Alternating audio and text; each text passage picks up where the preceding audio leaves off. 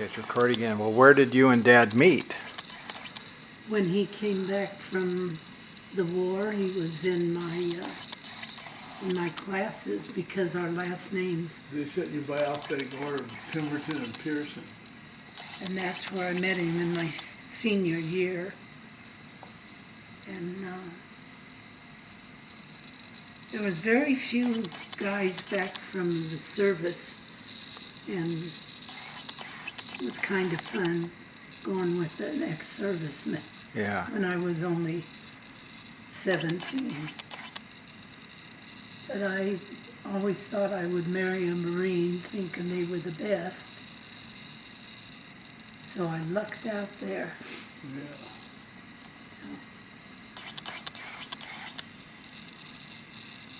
And No. you got married and then any honeymoon anywhere? Just down to Laguna Beach overnight. We came back, and Glenda and Will had this little house that belonged to Mrs. Pay, Jay's mom, and they were just moving, so we started renting that before, maybe a month before we got married, so we would have, rent was only, $30 a month. Something like that, yeah. Yeah. Did you have a job when you got married? No. Did you have a job when you got married? No? We lived on our unemployment for a while. Sold T-shirts and eggs on the corner, 6-month-old eggs, the fresh ranch eggs. Kept going out to Union Oil trying to get a job.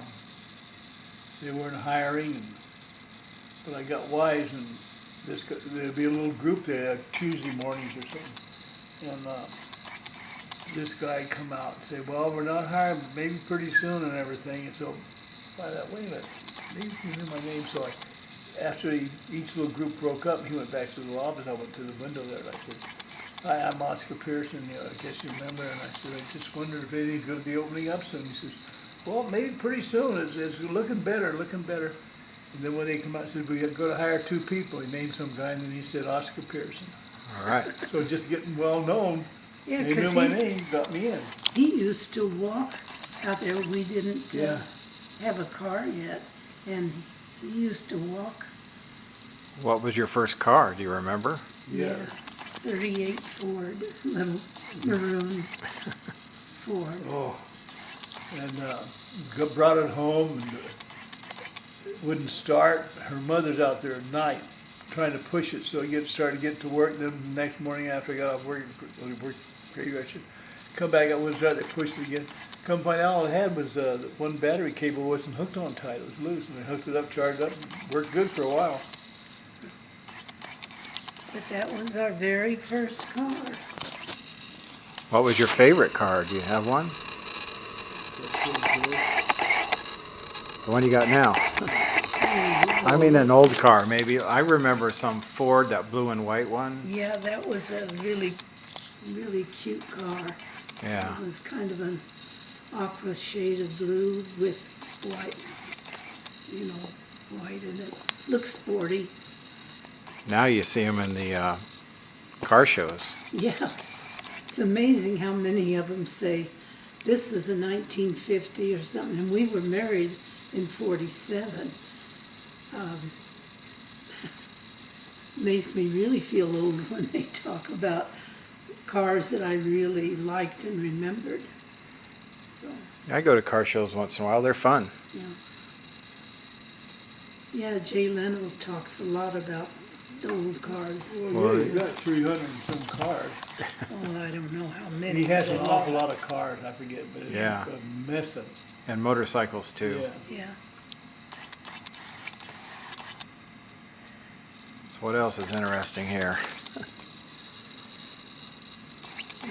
Oscar led an interesting life, but I was very quiet and shy and not a party person. So I'm not too exciting to talk to. I used to steal money and drop it where my dad was always prospecting, looking around to find it. Because he used to be a prospector, he was always looking for something. And I'd drop, people cut across front yard, go to the store, and I'd drop coins out there I'd stole.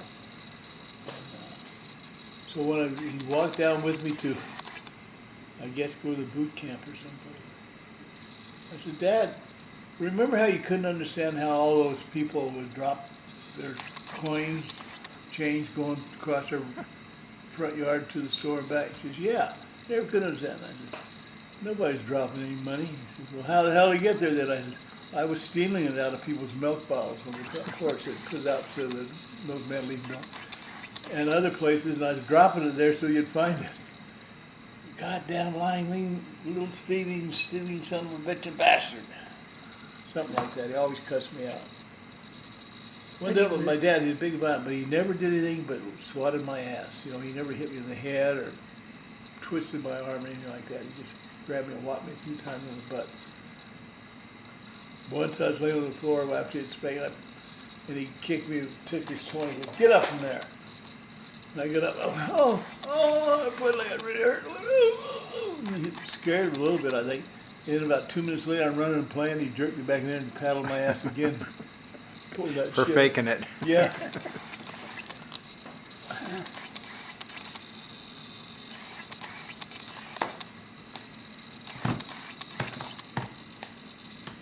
But he turned out okay. He wasn't a thief when he got over. Just when he was a little kid. Yeah. The Marine Corps, I was sort of a squadron there and stealing stuff all the time. There was this Army liaison outfit had a little field right next to our big airfield, Marine Corps base. And there was a little Piper Club flying around checking the area of the other bases. And they would get good stuff over there, like ice machine, different things that we couldn't get. And so they wouldn't know how to get them. I said, well, there was a movie, what the hell was it? Famous movie at the time, everybody wanted to see it.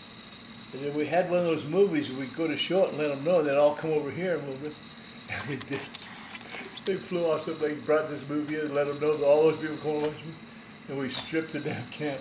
Next day they're up there, but they couldn't find it because we hid it between a big box of ammo.